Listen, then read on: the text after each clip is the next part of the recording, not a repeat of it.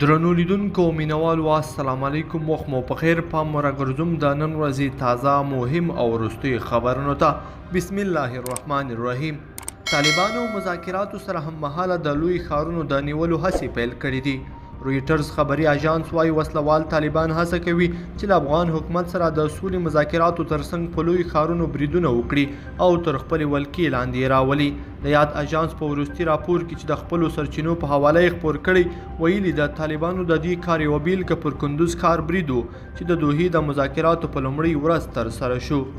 دوهم خبر: خلیلزاد طالبانو سره تر کتنې وروسته جنرال باجوه سره ولیدل. د افغان سولې لپاره د امریکا د بهرنیو چارو وزارت ځانګړي استازي زلمي خلیلزاد قطر کې له طالبانو سره تر کتنې وروسته نن ناوخته اسلام آباد ته رسېدلی دی او هلته یې له جنرال قمر جاوید باجوه سره لیدلي دي. پاکستانی رسنۍ وایي له خلیلزاد سره د پاکستان د پوځ چارواکو د افغان سولې پر بهیر خبرې کړې دي. دریم خبر: متین بیګ وایي د مذاکراتو روحیه خورا هیله بښونکې ده. طالبان او افغان پلاوی به نن هم مذاکراتو ته ادامه ورکوي.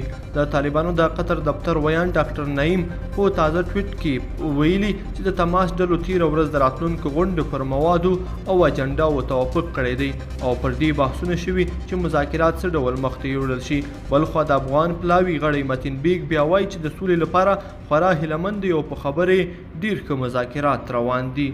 څلورم خبر: د غوره خدمت له امله مسلم یار د برېښنا شرکت عمومي رئیس په ستاینلیک نازولی، په داسې حال کې چې هیوادوال په ځانګړې توګه کابل ښاریان د برېښنا کمښت پرچاوي او د بیلونو کې بېساري توافقونو تر پوزې راوستي دي. د مشرانو جرګې رئیس فضل هادي مسلم یار د برېښنا شرکت رئیس احمد داود نورزي ته ځانګړی نښان او ستاینلیک ورکړی او د هغه کړنې یې ستایلې دي.